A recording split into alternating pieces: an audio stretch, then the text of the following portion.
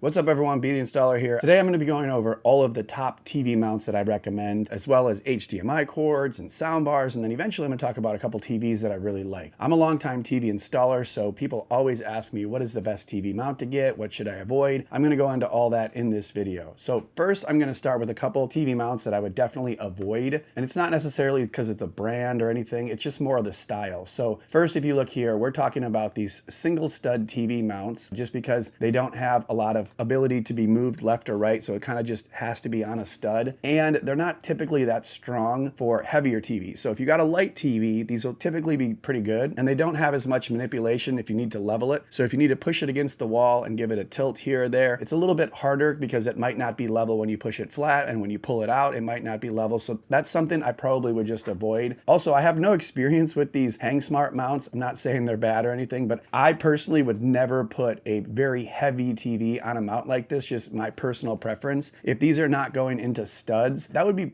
pretty crazy to be putting such a heavy big TV on little things like this. So people have asked me about using these things, but as a professional installer, I've just not used these to hang a mount. I don't feel like that would be a very permanent solution if it's just in drywall only, but that's something that you guys can test out and let me know in the comments if you've ever used one of those mounts to hang anything. Now, something that I really like are these dual stud mounts, but this goes across two studs. Even if you're able to just connect it on a single stud here in the middle and a couple toggle bolts on the sides, still very strong. And I like these mounts because the dual arm, dual stud combination is great, as well as it's only about, I think, 2.5 to 3 inches in depth when you push it flat. So for most installation needs or for most room needs, this TV mount right here is very good. I'm gonna have all these linked in the description, but this is a Mounting Dream 32 to 65 inch, 16 inch stud max. You know, it can hold 99 pounds, 400 by 400 millimeter VISA pattern. I've used this a ton of times and it's a really good TV mount. So for most people, if you want a little turn, pull it out a little bit, that's gonna be fantastic for you. And then there's another brand here, it's Pippy Shell. I think it's basically the exact same type of mount. 400 by 400, fits 12 and 16 inch studs. They always have the screws right in the middle, so if you needed to get a stud in the middle, you're good.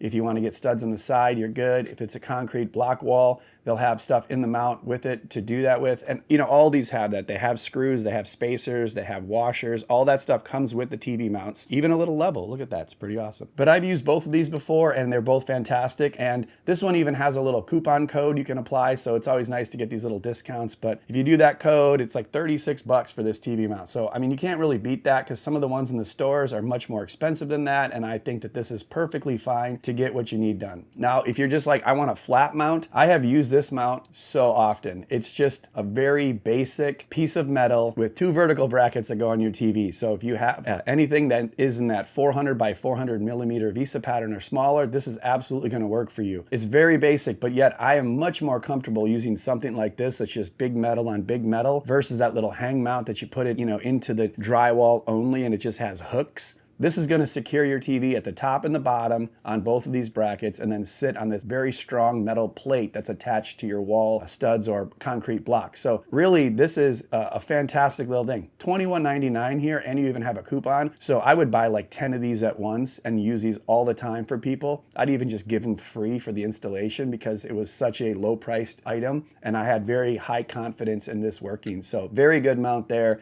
If you need something a little bigger, you can get something like this Mounting Dream one that's, you know, holds 37 to 75 inch TVs. Really, it comes down to this VISA pattern, a 600 by 400 millimeter VISA pattern. The good thing about this is it can reach 24 inch studs. So if you have irregular studs or you want some security that's a little bit wider, you can get, you know, studs on each side. It's much better there. The downside is it comes in 2 pieces, so you have to put these little bolts together. And then sometimes it's hard to get a level up on this because, you know, it can kind of bend a little bit and this piece sticks up. So putting a big level for an installer here is a little bit more challenging, but that is probably not going to be an issue for the end user here that's going to do this once. And the upside is it's very big and strong, and these tilt mechanisms here are stronger. Now this one you can see here, it looks like you have to put like an Allen wrench in there, and it doesn't have an actual knob to turn, so that might be a little bit of a downside because it's kind of hard to get your hands in there, and especially harder to get an Allen wrench in there to tighten this up. So you might just want to tighten it up before, if you want it to be vertical. If you want it to tilt down, you can leave leave it loose like this so it tilts forward. But manipulating this up and down when the TV's on is going to be challenging, especially with that having an Allen wrench bracket right there, as opposed to like a turning knob. It's cool that they have these little hooks on the bottom. That way the TV mount doesn't come off. But overall, very good TV mount here. Again, this looks like it's Mounting Dream. I've used this before, but I've used pretty much every mount on Amazon before, so take it for what it's worth. They do have an Amazon Basics version. I have not had a ton of experience with this. I think I've installed this a few times. Again, very good. Similar piece in the middle here. You put it together. Again, similar size. It'll do up to 86-inch TVs, it says. The only thing about this is this piece, this metal piece that's vertical right here, is a little bit skinnier. It's fine for holding the weight up and down, but when you slide the bracket left or right, these pieces can bend a little bit, so you just got to be careful, like kind of lift the TV and slide it, because all of these have a little bit of manipulation left or right if your TV isn't perfectly centered. And they have this little screw on top which can help you level it. So a lot of great features on this. You can see the knob on this one here is a turning one. So the only downside is if you have a really, really heavy TV, sometimes these knobs aren't strong enough to keep it from tilting. So if you want a heavy TV and you want it to be completely vertical, sometimes it's best just to really tighten this knob up before you even install the TV up. And then once you hang it, it won't tip forward and you don't have to sit there and try to get your hand in the back. But I think this is a great opportunity. Only 30 bucks. Probably can't go wrong with a lot of these. Again, they're much less expensive than in the stores. And the ones in the stores are fine too. It's just that they're very expensive, obviously. So you can,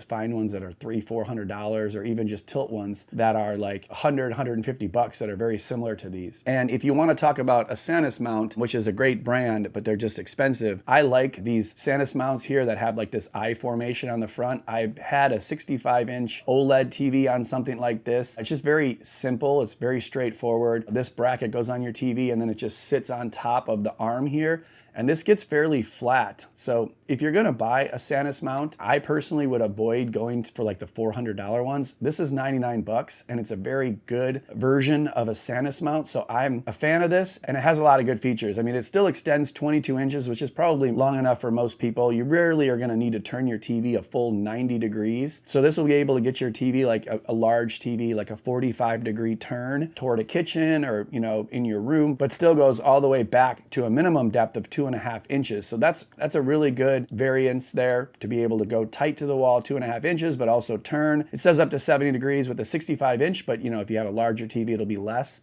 Smaller TV might be more. So I like this, and the price is right for a Sanus mount, quality mount at a lower price. And as we go up in size, we also have, this is a larger version of what we were talking about before from the Mounting Dream tilt mount. So this holds up to 86 inches, and I just put this on here because it's, holds 120. It does the 800 by 400 millimeter pattern. It's still not big enough for some of the largest TVs, but I think a couple of the 98-inch TVs have a 600 by 400 or something like this. So you have to look and make sure that this pattern will match your TV. But once it does, you still have the knobs on the sides here. You have that little screw on top to make sure it's level. You have two large pieces, and you can actually get, 2 or sometimes 3 studs on this, depending upon how the studs fit, if they're regular or not. But really, just getting 2 studs on here is always pretty useful. And then, the size and strength depends on the actual brand. But I think this is good. 45 bucks, really good price point too. So easy pickings there. And then a lot of people ask me specifically what mount I use for the 98-inch TVs that we review. And this is it here, the human-centric full motion articulating TV wall mount bracket. That's a mouthful, but for 150 bucks, this thing is an absolute giant. You still connect it with 2 studs on the wall, and I've actually even connected it with 1 stud in the middle. Probably should get 2 studs if you're putting a 98-inch TV on here, but I'm just saying for a little bit smaller TV, 1 stud would work as well in most instances. And then you have just an absolute giant of an arm. I'm able to hang off this. I actually sat on top of this when I was doing a thumbnail for another video. So this thing can definitely hold your 98-inch TVs. It has a 900 by 600 millimeter VESA pattern. So there isn't a TV that I know of that has a larger pattern than that. So this should work for most. It is a little bit fatter. So when you push it back flat to the wall, it doesn't sit perfectly tight like those flat mounts I was talking about. But for people that need to turn a 98, if you're going to be doing that, this is the one you want to get. It's linked in the description, but I get a lot of questions specifically what mount that I use for the 98, and this is it. Now, another question that I get asked is, what do I do for an outdoor TV? Should I buy a specific outdoor TV or what should I do? And I tell people the best situation that I think you should do is use your oldest TV or your crappiest TV and get one of these stands, because you may want to install a TV outside, and you can do that. Install a TV outside if you'd like. I have something you can use for that too, which would be getting like one of these TV covers. So for example, if you have something just like this, a fireplace there, and you have a TV, put a cheap TV out there, get one of these covers to protect it. That's a great solution. But I also think a great opportunity is to get one of these TV carts, and then you could roll it in and out of a covered area. I've had a TV sitting outside probably for 2 years, just getting rained on whenever it rains, and then it still works. So they're more resilient than you think. Obviously, you don't want to leave it out in the rain if you don't have to, but the cost of the outdoor TV sometimes can be really expensive. And so if you just have a cheap TV laying around, buy yourself one of these TV stands, put it on that, and then get one of those covers, and you have yourself not only a TV for outdoors that's protected from the rain, but then you can move it around. So if you have a pool area in the daytime, you can move it over there. If at night you want to move it over by the hot tub, you can do that. If you're watching a game under a canopy or something, it gives you a lot of opportunities to move the TV around. A lot of my friends that have done this have been like, that's a great idea. Would have never thought of that. So that's one. I actually had this gigantic Pearl Gear one that can hold just enormous TVs. So this is the one that I've had in some videos where you've seen a 100-inch TV on it sitting next to the projector or whatever. I don't know if everybody needs this giant one for $300, but if you want an industrial size one that's just like bulletproof, that's it right there. But most of the ones that I'm showing on this page are fine. And I'll have a couple links to a couple of them in the description that you guys can try out. We have one inside too that we use for our little monitor when recording videos. We can see what we look like on screen. Holds a little monitor, totally good too. And then as I had said, there's all kinds of covers. So you can find waterproof covers to put over your TV. They're listed by size. So if you have a 65-inch, just type in 65-inch TV cover and you'll find, various kinds that you want. Some of them can hold a remote in the back pocket. They'll show you the waterproofing and all this, but these typically work really good for keeping, you can even get an American flag one if you want. But yeah, so that would be great. As you can see here, there's a little bit of a remote pocket, so you can stuff the remote in there and you'll never lose that. So all these are just things that I've used before and I highly recommend them. If you have any questions, of course, let me know in the comments and I'll try to ask. Now, HDMI cords. HDMI cords are tough because there are so many of them online, just like TV mounts. But really, it's what I look for is certain things that say 48 gigabytes per second or gigabits per second. 8K at 60 hertz is a good one to let you know that it can do high-speed transfer of information. This HDCP 2.2, 2.3, the HDR, all this stuff will be very useful. Now, the main thing for me besides those specs is getting a cord that's long enough, because a lot of people will come on here and they'll be like, I'm going to install these in the wall and then I'm going to buy 6-foot cords, like 6'6" cords right here. For most people, that's not long enough, because if you're going to be going from an entertainment center down below in the wall up to a TV and sometimes along the arm of the TV and then to the side of the TV and then hook back into the HDMI port, 6.6 feet is not going to work. So I typically just get 15-foot cords, because then I know I'm always going to have enough, and worst case I can just coil up a little at the bottom. So I would just recommend getting more than you think. Even if you get 10 feet, sometimes it's not enough, but 15 feet typically is totally fine. So this high wings one I've used before, definitely fine. I like the braided feature. I like the strong joints on the end. You're probably not going to manipulate the cords as much as we do when we're moving TVs around and stuff, but you just don't want this stuff to crap out on you after a couple years, especially if it's in the wall. You want it to work and you kind of want it to be future proof. So those high wing ones are good here. Another brand that I use is Monoprice. I've always used their products over the year, and obviously you can see overall pick, highly rated. They have the little MP on here to know that it's the correct kind. They have all kinds of links and packs and all this, so you can get good pricing on these. But again, HDMI 2.1, 8K at 60 hertz, 4K at 120, 48 gigabytes per second, all this stuff. In-wall rated, which is good. So if you're going to put these in the wall, it helps prevent tears and getting rips and all this stuff. They have the in-wall rated coating on them. So Monoprice is a really good company for this sort of thing. You can buy them on Amazon. You don't have to go to their website. So if you don't want to sign up on their website, you just buy them off Amazon. So I'll link all this stuff down in the description below. And then another thing that people ask me is, how should I improve the sound of my TV and home theater without breaking the bank? And definitely a soundbar is worth it. TV speakers typically aren't very good. And even if they're okay for watching some things, if you go from like watching a TV show or news to trying to watch a movie, sound can be terrible. It's hard to hear things. And just adding a simple soundbar is very useful. Now, I'm a big fan of like the Sonos Beam Gen 2. The Sonos speakers are fantastic. They're a little expensive, of course, it's like $500, but it's nice when you have a couple different Sonos speakers, you can start to pair things in your house. But this Sonos Beam Gen 2 is really good for the price. It better be for $500, but they sound fantastic. You can improve the quality of your TV a great deal. So if you bought like a $2,000 TV, I would recommend this. Now, if you're buying a $500 TV and you're like, I'm never gonna buy a $500 soundbar, there's other things. This Bose speaker here is okay too. Like, it's totally fine, $279. And you can get other ones too that are even less. Like, there's an Altamia little soundbar here, 190 watt peak power, comes with the one soundbar and a little sub, $99. Looks like it's got pretty good ratings. I've heard a couple of these at CES. They're pretty good actually. They're not too bad, especially for the price point. But there's all kinds of them here that you can get. I just typed in Altamia, but there you go.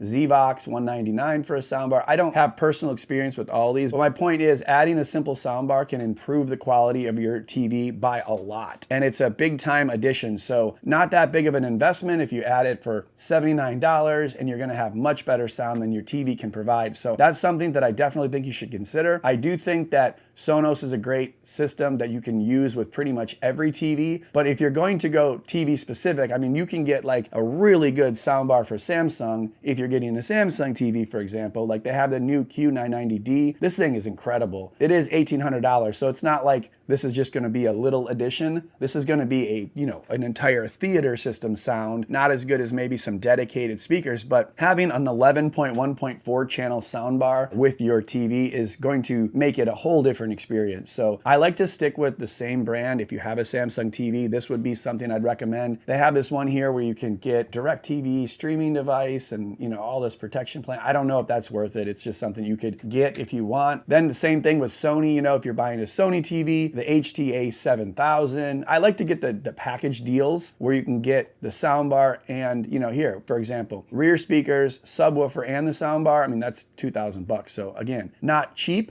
but it's going to make your listening experience or your movie watching experience a whole different thing if you get one of these soundbars. Of course, the TV looks good and it has decent sound, but this is going to be completely different. So I would recommend looking at some of these soundbars. Now, last but not least, I wanted to show you a couple deals on TVs. Again, when you go to like lower end TVs, there's a million different TVs, and I'm not always positive which one is specifically the best. I typically just find at the lower prices, find something that has a good operating system, good remote, something that you're comfortable with at a good price point. But if you're talking about $1,000 or more for a great TV, we have been ranting about this LG B3 for a while now. This is a 55-inch, it's $1,000 or $1,100, but this is an OLED TV, one of the top 10% TVs in the world, but at a very low price. And you can get this all the way up to 77-inch. Let's see if that's in stock. Okay, yes. So it's still $1,800 for a 77-inch TV. That is a really great price point. Normally, a couple years ago, OLEDs at 77-inch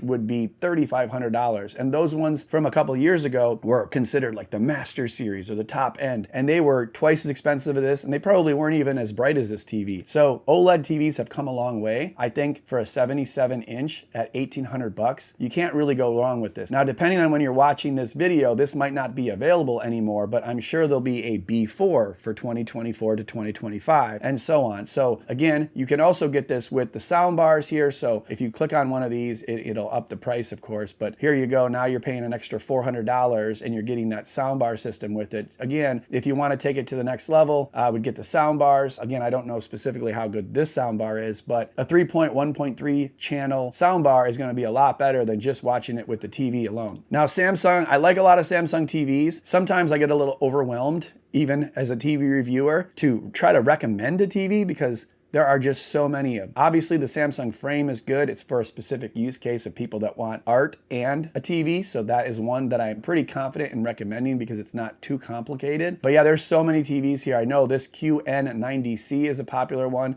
65 inch, $1,600. It's a very good QLED TV, but this was 2023 model. And that's why I'm recommending it now, is because when it was twice this price last year, it wasn't such a great deal. But then one that we really like is a 77 inch S90C. Now this is $2,300, so it's a few $100s more than that LG that I had mentioned. But this one has a little bit more gaming features. I'd have to say it's a little better TV overall. It is a QD OLED versus the other one that's just the traditional OLED. So this is more of like a higher end Samsung. And then, you know, you can still go back and get that Samsung soundbar. Again, you're spending like $4,000. So I'm not trying to tell anyone it's cheap. I'm just saying it's really cool. It's a really nice combination. And then the last thing before I let you go is these larger TVs. We've been reviewing these for a while now on a channel. I know if you've seen videos of ours, you've probably seen me talk about these, but this 98 inch S5 is one that I've been raving about for an entire year now at this point. They are going to have some newer models this year, but I still think this is really great because it's only $1,998 right now, $2,000 for this 98 inch TV, okay? And it's absolutely massive. It's a lot better than I thought it was going to be for that price. And I think that it's a no-brainer for someone who's like a big sports fan or someone that wants to make like a giant movie screen in their house. You really can't beat this $2,000 price point for something that large. I really think it's that good. I've made a few videos about it, so if you are interested in hearing more about that, check some of the other videos out or like hit me up in the comments. And then again, this is that human-centric mount that I was talking about that can hold that TV. We actually did an install for this for our buddy Gregel's TV, that TV and this TV mount, and he loves it. So we got it up on the wall. It was, you know, a little bit harder for the average person to do on their own, but once we got it up, big fan of this TV, and I think it's awesome for most people. And as you can see, the other ones in this range, you know, another TCL, this one's even older, is $3,600, but that one has some dimming zones. It might be a little brighter, but I think this 98 inch S5 is my preferred TV. You know, you can get cheaper ones. This 85 inch Q7 is $1,500, but you're, you know, missing out on 13 inches of TV size there. Samsung has theirs for $5,000. I would imagine this is brighter and better, but I haven't seen it personally, but you know, it's also 2.5 times the price.